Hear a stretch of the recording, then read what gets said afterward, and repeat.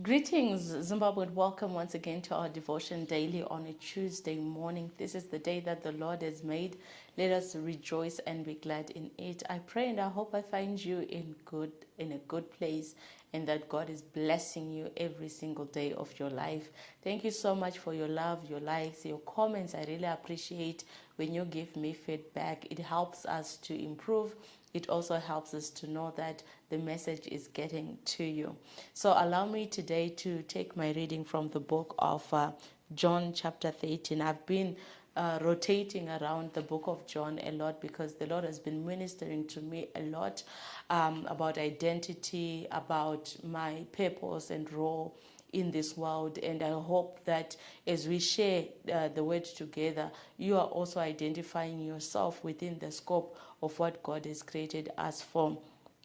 I'll go right into it. John chapter 13, verse 3. I just want to pick out this portion because sometimes we think so highly of ourselves to such an extent that we are not of any assistance or help to society. We carry ourselves thinking that we are more special than everyone else to such an extent that we can't lift a finger around ourselves. So I just want to read this word because it spoke to me when I did. So I hope it's going to bless you as well. So it's John chapter 13, verse 3. It says, Jesus knew that the Father had put all things under his power and that he had come from God and was returning to God. So Jesus knew he had all this authority thrust upon him. He came from God. He had all authority, and here he was. He knew what responsibility he came to do, and then he would go back to the Father. Now, what did he do? So he got up from the meal, took off his outer clothing, and wrapped a towel round his waist.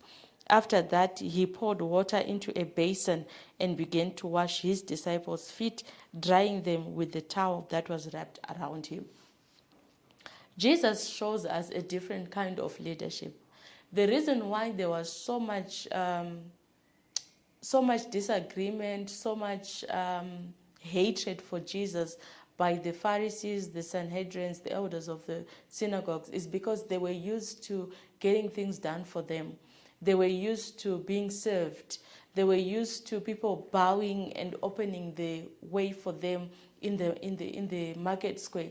They were used to be receiving the respect, of the Levite every single day in the marketplace. But here we have a situation that is completely different because Jesus now brings a different kind of this gospel. He comes in a form of an ordinary person. He was born in a manger. He was born to Mary and Joseph. They were by no means at any of the highest level of the hierarchy in society. But Jesus was born. He chose, or he was born in that kind of situation that made even others question who he was. People would say, I love the song by Amai Charamba, where she says it all started in the manger. He didn't have any special treatment, he didn't have any special place, he didn't even have special clothing that he had. Jesus was as ordinary as you and me, to such an extent that it needed Judas to kiss Jesus in order for this team that had come to arrest him to identify him. Jesus was so ordinary that he spent his time in the church. He also spent time in homes. He spent time preaching under trees. He spent time with the fishermen. So this is Jesus bringing a different kind of gospel. But you know what? It did not change who he was. It did not demean the position that he had. And so we see this servant kind of leadership that Jesus begins to exhibit at this time. Now, I tell you, if you read the Old Testament like I'm doing, you realize that the people had an expectation of a militant Messiah. They had an image of one who would carry the government on his shoulders. They had an image of a ruthless, a God who was coming carrying the wrath of God to deal, with everyone who opposed Israel. But Jesus came, very ordinary, and he preached the gospel of love. He preached the gospel of peace. He preached the gospel of unity, of faith, of hope. So this angered the teachers because they were teaching people based on the prophetic words that were spoken. And indeed, the prophecies, they felt really, really militant. And Jesus comes and he calls himself the Son of God. And this did not go down well with them. Yes, he's performing miracles, signs, and wonders. And he's even performing them on the wrong day. But he was still insistent. He kept going. Because this is Jesus. He's bringing a different kind of approach to the gospel. He's bringing a different kind of approach to the kingdom of heaven. Amen. Yes. That's why even if you look at the Old Testament, the children of Israel messed up. The prophet would come and tell them that you're going to go into exile.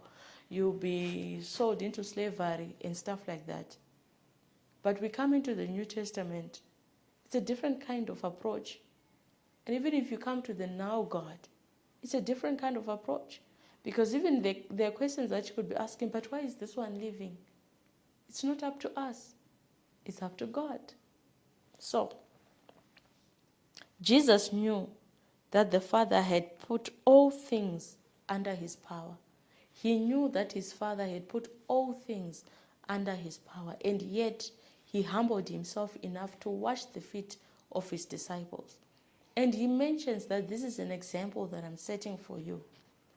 Now, do we have leaders who are willing to serve? Do we have leaders who know that they've got all power, they've got all authority to call a whole army to deal with any area, but choose rather to go in peace, choose rather to do it with love?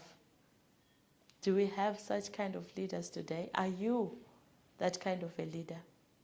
Food for thought. As we meditate on the word today, just think about, how are you treating the next person? How are you treating your fellow driver? How are you treating your help at home? How are you treating your spouse? How are you treating your children? How are you treating your neighbor? How are you treating those people around you? Yes, you've got all the money that you need to buy labor, to buy the most expensive ring, the most expensive hair, the most expensive that. But how do you treat the next person?